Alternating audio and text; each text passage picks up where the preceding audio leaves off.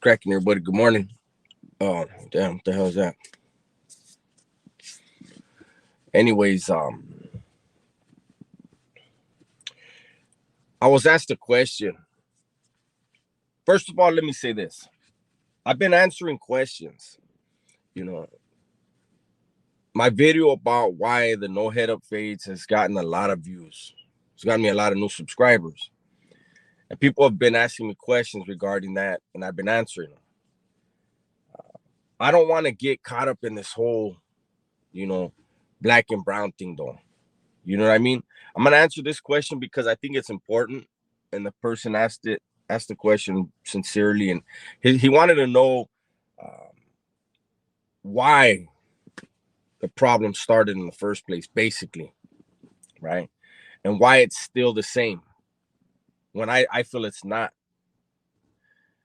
Those of us that were around in the 80s and 90s know how turned up it was, how violent it was, especially in the 90s.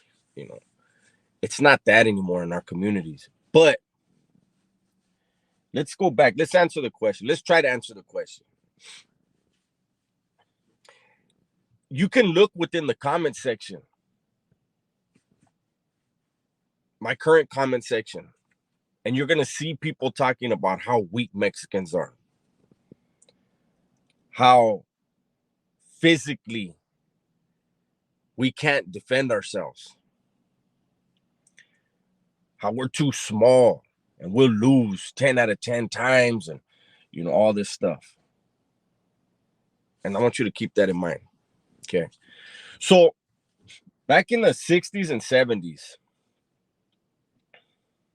Mexicans, and for the most part, a lot of times, not always, but a lot of times it was Mexicans from Mexico, moved into areas, especially in LA, that were predominantly black neighborhoods, African American neighborhoods, because it was affordable housing, right?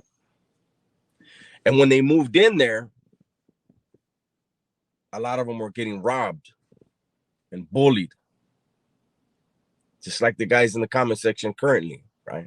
Some of these guys, same mentality. These Mexicans were coming to provide for their family, to give their family a better chance and better opportunities than they personally had in Mexico, right? And like I said, they were getting robbed, they were getting bullied, they were getting punked. These weren't people from the streets.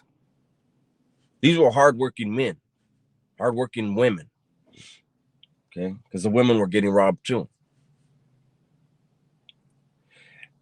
The thing is they had sons. Imagine seeing your father get punked by somebody, getting bullied, getting robbed by somebody. So those sons grew up. Those sons grew up here in gang areas. They grew up knowing nobody's going to do me like they did my dad. And so imagine again, that's your mother or your father that you're seeing work hard and getting their shit to, or getting beat up because they're Mexican, because the neighborhood that they moved into felt they don't belong there, right? It wasn't an embracement of those hardworking men and women. It was that's a target for me. I'm gonna rob them. And the majority of the time, those same men and women that came from Mexico were telling their sons and daughters, don't hate them. It's all right. Just work hard. Because that was the values that they brought from Mexico. But again, over here in America, it's the Wild West, right? Grew up around barrios, in barrios. You're making friends, and your friends' fathers and mothers went through the same thing, and there's a bond there. And the bond was hatred. Fuck those dudes. That was the mentality. And you see, to this day, there are still those with that mentality. You see it in the comment section. Those same dudes, and I know the majority of them that are saying that, and it's true. I'm reading your guys' comments, and it's true. I don't know that they're all black. It could be just trolls, another Mexican, sick individual. Could be a white dude causing dissension. But see, I have no hatred towards blacks. I have no animosity, but I'm answering questions. And that was the foundation of the dysfunction and the hatred. Little Mexican kids seeing their moms and dads getting robbed. Same thing in the prison system. 40s and 50s, Mexicans were very, very, very outnumbered in prison. And you're right. For the most part, Mexicans are smaller people. We come from indigenous people.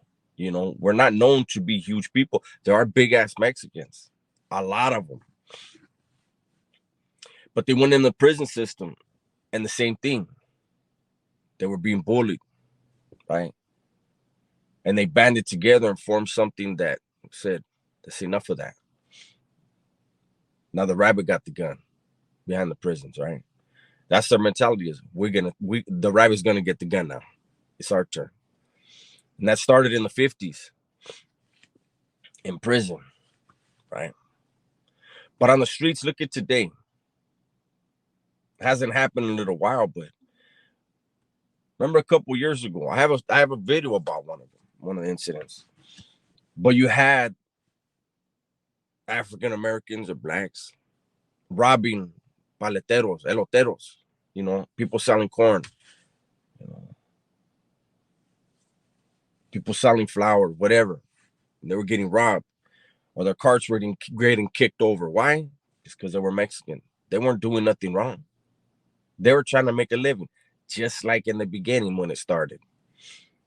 And when people see that, raza see that, it inflames certain emotions. Of course it would, But I'll tell you this, and I don't speak for anything I ever say on my platform. I'm not a mouthpiece for anyone but myself.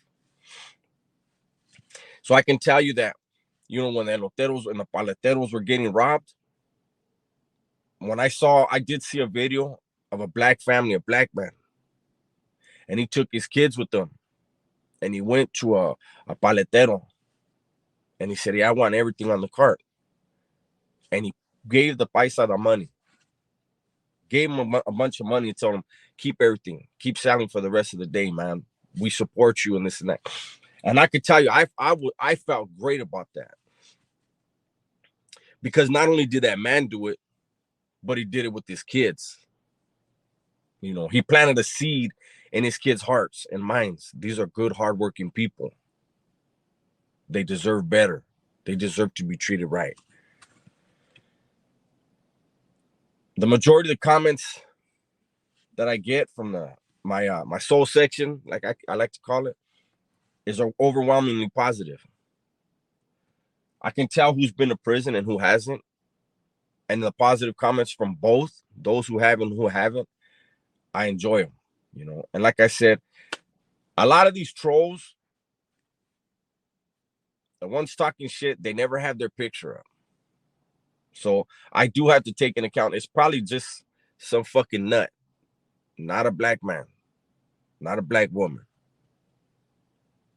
But this question that I'm answering, I know it was from a black man, and it was a sincere question. And I think, mainly out of California, people cannot wrap their hands around their heads around the dissension. I don't know the history of these other states. I don't know if people were Mexicans were targeted just because they're targeted, just because they're Mexican. Mexicans work hard, man. That's the reputation. Especially the paisas. They come over here. You know how it is out here in California. They're selling flowers everywhere, damn near every corner, They don't want to ask you. They're not holding signs on the, that's no shot at nobody, but they're not holding signs on the off ramps, asking you for money.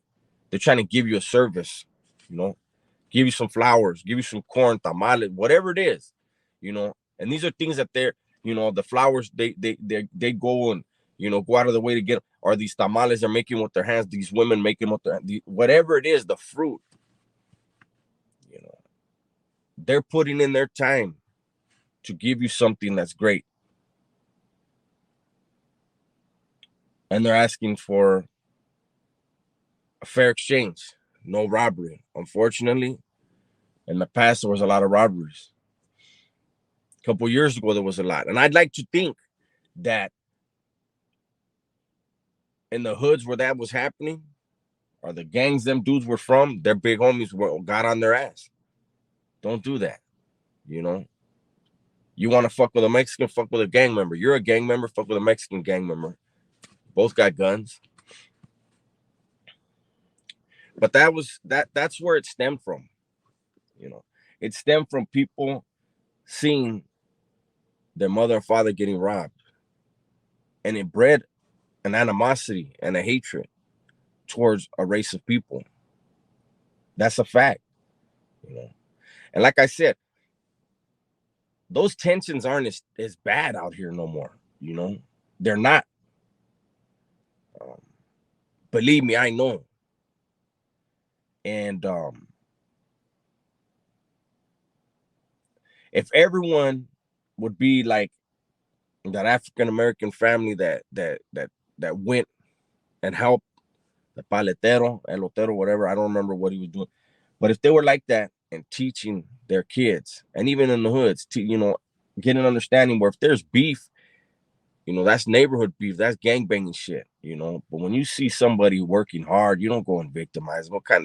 That's a weak ass lick. That's not even a lick. You know what I mean? That's some bullying coward shit. You're supposed to be a gang member. And that's another thing we need to just start teaching these kids. Gangbanging is not a way of life. That's a way to death. But that's a whole different topic, man. I got to get ready to go in. I hope you guys enjoyed the video. Let's try to get some different topics jumping off though. All right. With that, I'm out. Tell the ones you love that you love them. I'm gone.